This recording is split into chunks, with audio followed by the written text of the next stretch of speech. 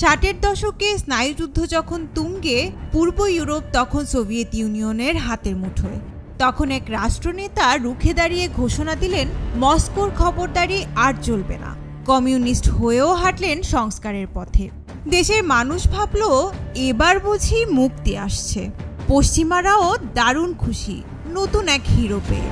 কিন্তু সেই হিরো সবাইকে চমকে দিয়ে বনে যান ভয়ঙ্কর এক ভিলেন, ইতিহাসের অন্যতম বিভীষিকাময় স্বৈরশাসক। সেই নেতার নাম নিকোলাই চাউশেস্কু। 1965 সালে ক্ষমতা হাতে পেলেও কবছর পর ক্ষমতায় তাকে গ্রাস করতে শুরু করে। 1971 সালে উত্তর কোরিয়া ও চীন সফরে গিয়ে তাদের শাসন ব্যবস্থা দেখে এতটাই মুগ্ধ হন যে রোমানিয়াতেও একই মডেল চালু করেন। কিম ইল সুং আর মাও সেতুং থেকে দীক্ষা নিয়ে চাউশেস্কু রোমানিয়ার সবকিছু নিজের হাতের মুঠোয় নিলেন। শুরু করলেন নিপীড়ন আর ব্যক্তি পূজা। স্কুলের বই থেকে রাস্তায় থাকা বিশাল মূর্তি, সবখানেই চাউশেস্কু আর তার স্ত্রী এলেনার প্রশংসার আরোপিত প্রয়াস। জনমানুষে তিনি এতটাই আপন যে মানুষ কি ভাববে, কি খাবে, কি পড়বে সেটাও ঠিক করে দিতে শুরু করেন। এ কাজে তার সবচেয়ে বড় হাতিয়ার সিকিউরিটেট, দেশটির গোয়েন্দা সংস্থা।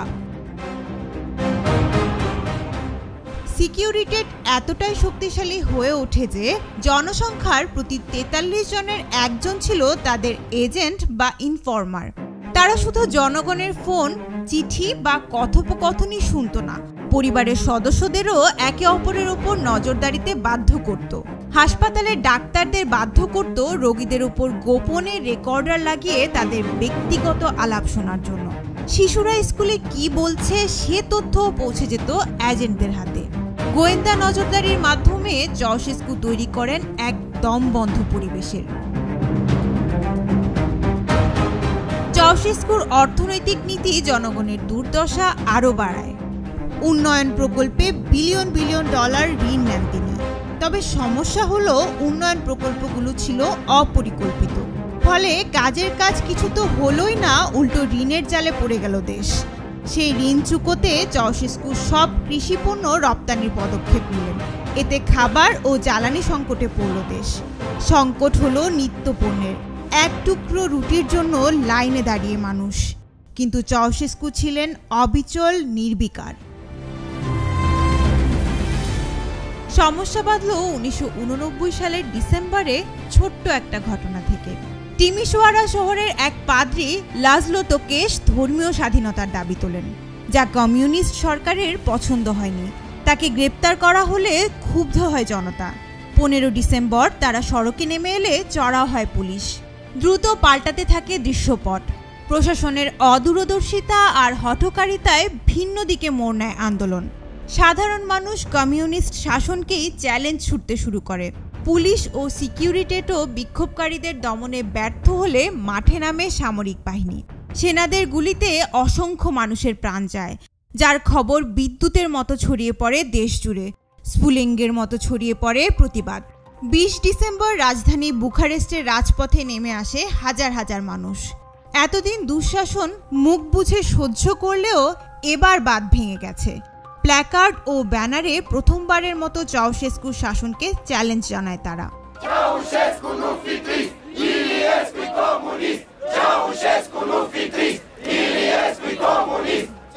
চাউশেস্কু ভাবলেন, এটা কোনো বিষয় হলো? একটা ভাষণ দিলেই সব ঠিক। 21 ডিসেম্বর বিশাল জনসভা ডাকলেন তিনি। চেয়েছিলেন জনগণকে বুঝিয়ে শুনিয়ে শান্ত করে পরিস্থিতি সামলাতে। কিন্তু ঘটল উল্টো। চাউশেস্কুর বক্তব্যের শুরুতেই জনতা স্লোগান দিতে লাগলো।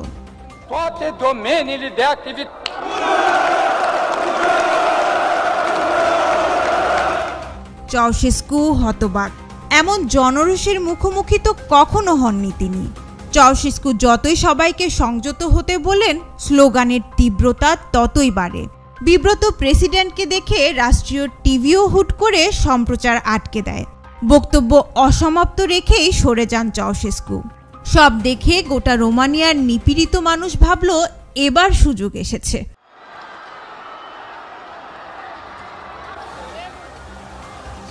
ওদিন বিকেলেই আরো বড় পরিসরে বুখারেস্টের রাজপথে নামে জনতা।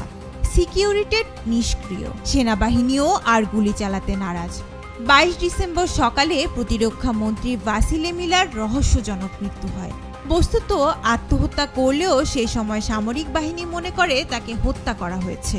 বাহিনীর সবাই বিদ্রোহ করে জনগণের পাশে এসে দাঁড়ায়।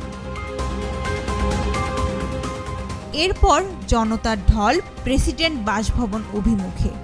সেনাবাহিনী তখন নীরব দর্শকের ভূমিকায়।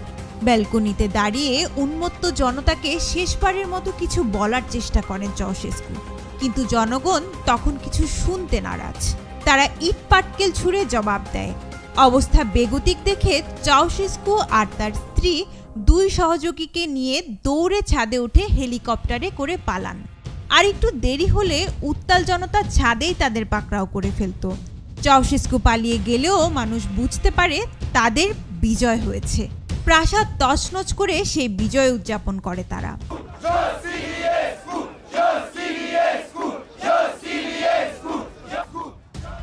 ওদিকে হেলিকপ্টারে চড়ে চাউশেস্কু ভেবেছিলেন অস্ট্রিয়া হয়ে ভ্যাটিকানে গিয়ে আশ্রয় নেবেন, কিন্তু বিধিবাম।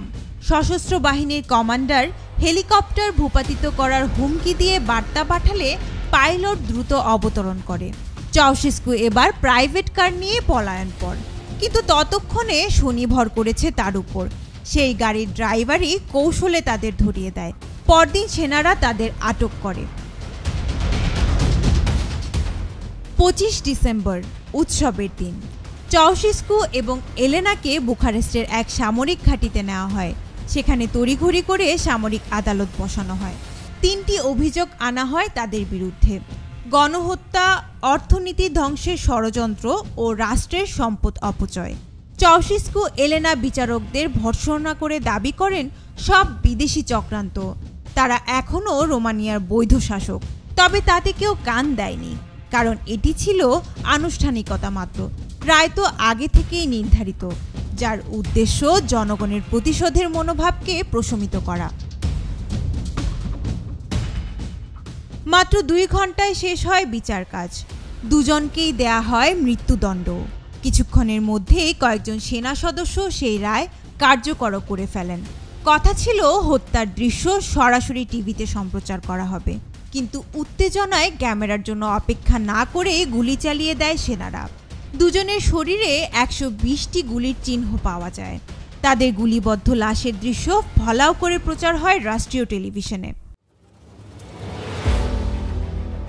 এই বিচার ও মৃত্যুদণ্ডের পদ্ধতি নিয়ে সমালোচনা আছে, বিশেষ করে পশ্চিমা দেশগুলোতে।